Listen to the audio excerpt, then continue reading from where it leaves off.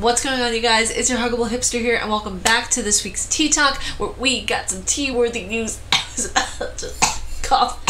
But this week we got some interesting stories. I mean, you know, I think they're interesting. You guys might think they're a big pile of poo, but you know what? Hear them out. I got so defensive for some reason.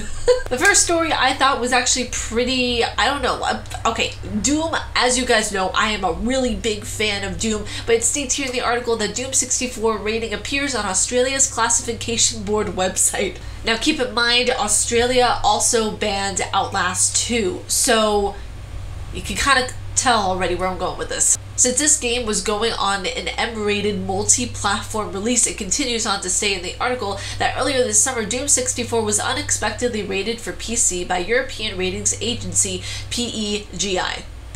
So, you know, if you're gonna pick a bone with Peggy. The slip of the tongue rating was quickly removed and remains gone, but it definitely happened and now is happening again. Australians dropped the DIM this time around, and unlike other European counterparts, they're leaving it out there. Doom 64 was rated M for horror themes and violence, and on August 30th, the rating is, at the moment at least, still posted. It's not that it's banned from Australia, it just has a rated M for mature and horror themes, violence, gore, because Doom is a very gory game. Now it continues on in the article by saying that it's listed as a multi-platform game published by Bethesda Softworks. More interesting is the author, said in quotation marks, presumably referring to the developer, which is listed as Midway Games. Midway developed the original Doom in 1997, but went under in 2009. Holy crap, I'm older than this game. After which most of his assets were acquired by Warner, Midway Studio in Chicago was later rebranded to NetherRealm Studios, while its publishing branches in the UK and France were combined and renamed to TradeWest Games. A little bit of history there for y'all. And it continues to state in the article, for what it's worth, Doom 64 is not currently listed by Walmart Canada. But hey, you know what? I am looking forward to that gore. I am looking forward to the morbidity and horror and violence. What's happened to me? And you best believe I am going to be playing that game on the channel. The new Doom game that's coming out is going to be on the channel. I'm really excited about it, but I am going to be playing the first one because I mean, I'm kind of shook at myself that I didn't play it on the channel yet. I mean, I'm such a fan of the games. Even when I was in the nurse's office in high school, there was a Doom game that you could download on mobile whenever I had like that.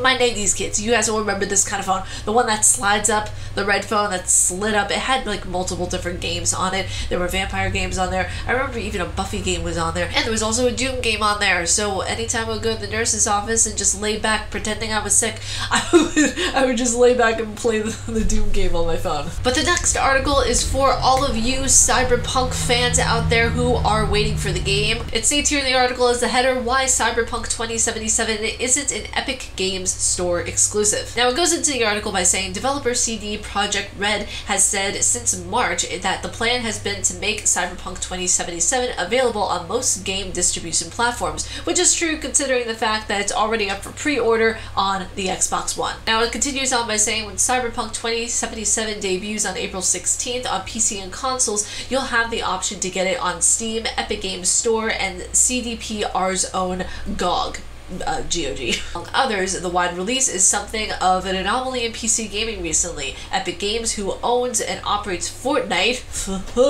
is spending millions of dollars to keep the many blockbusters off of Steam. Even publishers with their own stores making deals with Epic. Ubisoft, for example, launched Tom Clancy's Division 2 on Uplay and Epic, but not Steam. But let me know what you guys think down in the comments below. Do you think it's cool that they don't have the exclusivity, that it's going to be on multi-plat? It's going to be multi-plat. I sound so real. Now this next article I found super interesting because listen, I'm excited for the advances in technology, especially with cloud gaming. And cloud gaming, like I said in one of my videos, is going to be the future of gaming. But like I also said, we run into some issues, and this article explains those issues. This article is stating the industry agrees cloud gaming is the future, but how far-flung a future is it?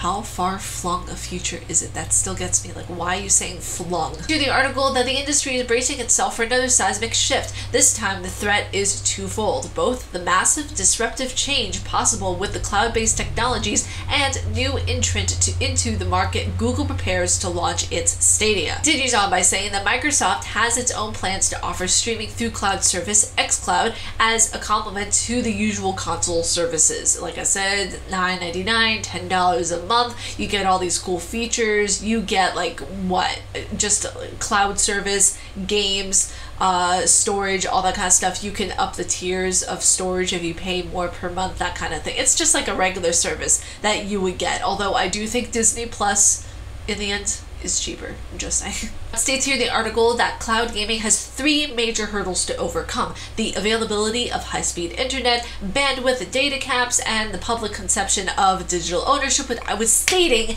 in my video that I did last time. Nobody listened to me. Why? Because I'm at 1,700 subscribers, and apparently that ain't good enough. Apparently it's not good enough to have only 1,700 subscribers. 1,700's a lot, okay? It continues on by saying that one of the foremost threats to cloud gaming is dominance in the simple limitations of the market.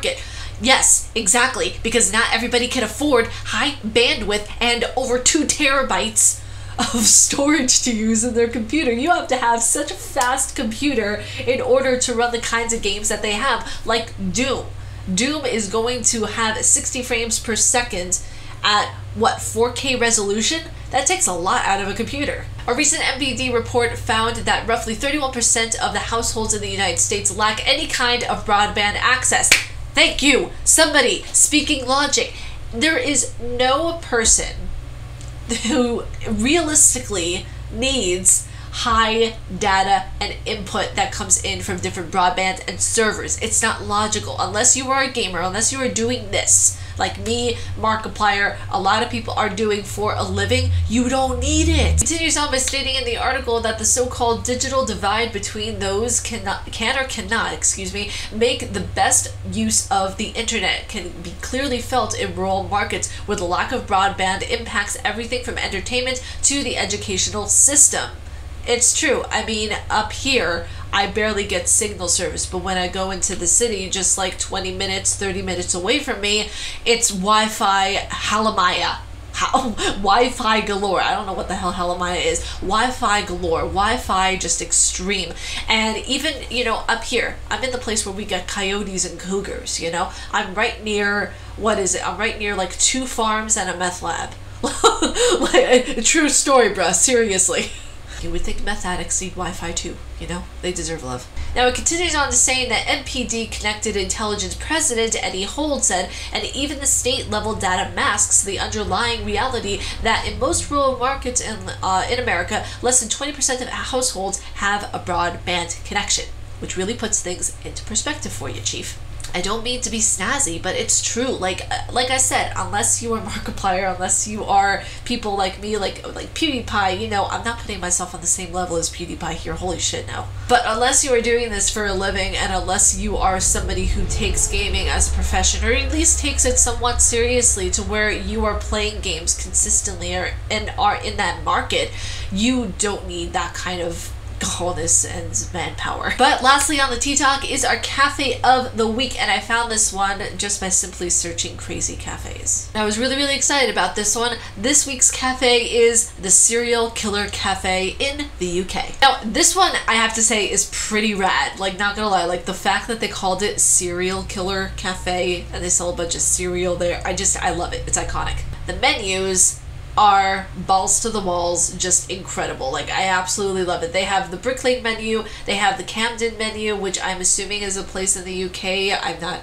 I've never visited the UK, so please correct me if I'm wrong, but I'm seeing it on the website, so I'm assuming it's true. Now they have a thing on here for the Camden menu called Create Your Own, and it states you can pick 1 or 2 cereals from the selection behind the bar, and you can like create your own concoction and whatnot, and they even have their own cafe area, which anything that has a cafe and that has to do with cereal, I'm on board, because cereal is life. Yeah, if you guys are ever in the UK and you're just like, hey, I want some cereal, go to the Serial Killer Cafe. Hashtag not sponsored, but every cafe that I mention is never sponsored. I just want to make that loud and clear because a lot of people are like, is she sponsored? No, I wish. Capcom, I'm still waiting for that sponsorship, ho. But if you guys like my face and what I do, please be sure to subscribe and hit that bell down below because I make videos every Monday, Wednesday, Friday at 1 p.m. EST. And stay casually nerdy. I'll talk to you all in the next video. Peace.